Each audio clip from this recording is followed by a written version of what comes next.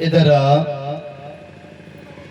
भक्ति ज्ञान वैराग्य की भी कथा आई है। बोले भक्ति तो सब जगह झलकती है। भगवान का पूजा पाठ का जहाँ जैसी कार्य होने लगता है तो सभी लोग प्रेम भाव से आ जाते हैं, पूजन आरती सब कुछ करते हैं। लेकिन बोले जब तक हमें ज्ञान की प्राप्ति नहीं होगी तब तक हमें सफलता कैसे प्राप्त होगी। भक्ति के साथ बोले हमें ज्ञान की भी प्राप्ति होना चाहिए। अब ज्ञान कहाँ प्राप्त होगा कि बोले बिन सतसंग विवेक न हो।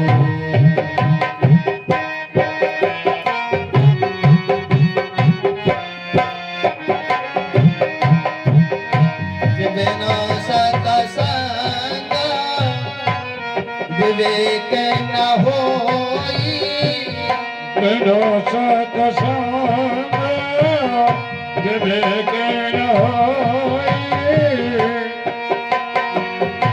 राम कृपा सुन पावो न कोई।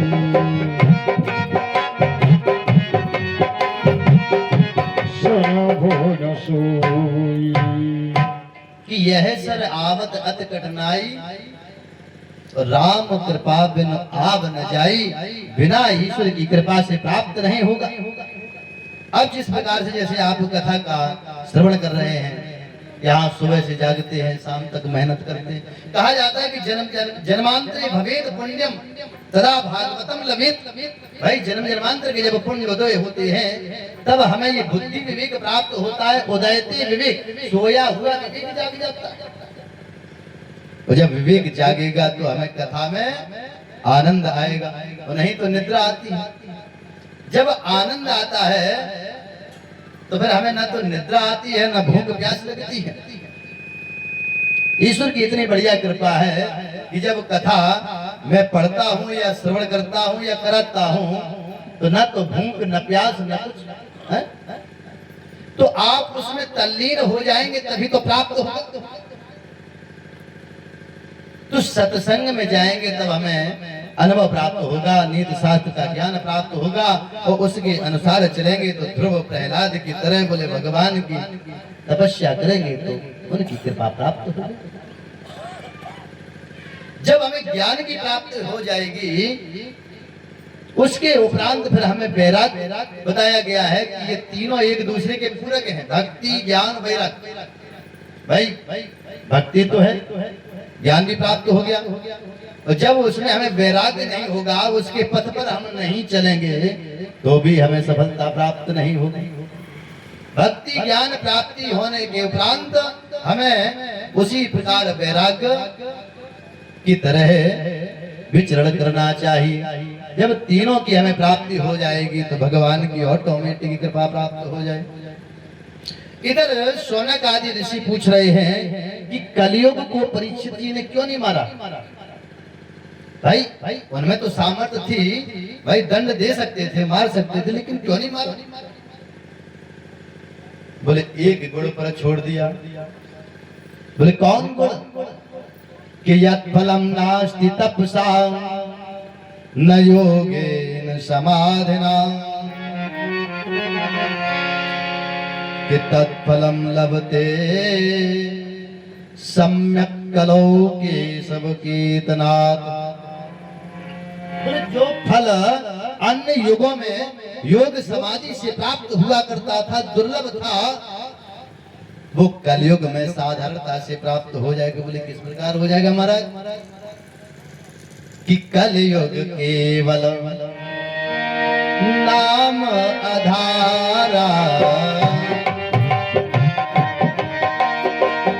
नाम आधारा कलयुग नाम आधारा सुमर सुमर मत रही मारा सुमर सुमर।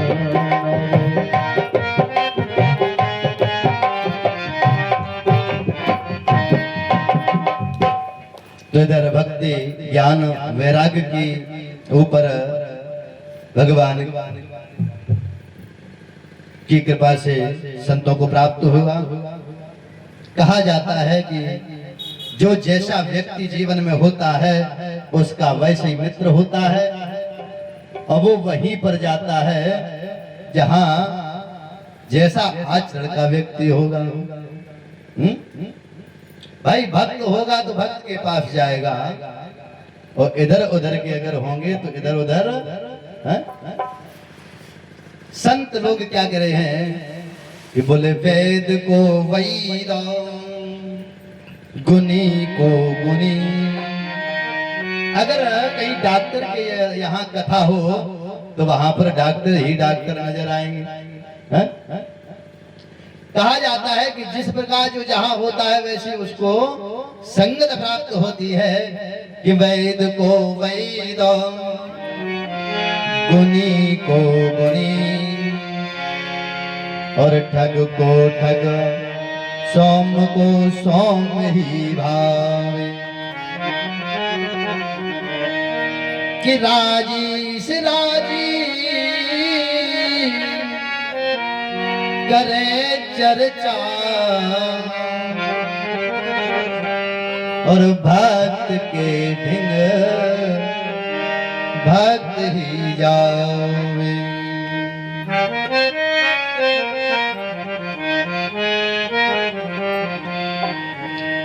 इधर राजा परीक्षित जी सुखदेव भगवान से पूछ रहे हैं कि प्रभु ये बताइए कि कोई ऐसी कथा या इतिहास सुनाइए जिसका श्रीमद् भागवत महापुराण का कथा का श्रवण करके बोले कल्याण हो गया हो। तब उनको गोकर्ण धुंधकारी की कथा जैसे स्मरण हुआ, बताया कि तुंगभद्रा तटे पूर्वम भूतपत्तनमुत्तमम्